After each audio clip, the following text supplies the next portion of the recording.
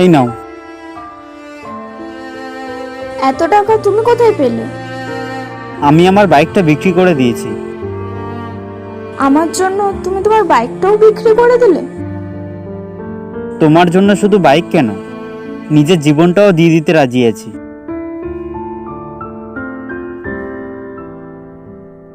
বলো কি হয়েছে? ফাইনালি তুমি চাকরিটা পেয়ে গেলে। আর শোনো, আমি তোমার সঙ্গে এরকম ভাবে দেখা করতে পারবো না, কেন? কারণ আমার বাড়ি থেকে বিয়ে ঠিক করে দিয়েছে। মানে? তাহলে আমার কি হবে? দেখো, তোমার আর আমার স্ট্যাটাস যায় না, সো তোমাকে বিয়ে করলে আমার মা বাবা আমাকে মানবে না, সো আমি তোমার সঙ্গে থাকতে পারছি না। দেখো, তুমি ভালো থেকো, আমি আগেও চেয়েছিলাম, এখনো চাইবো।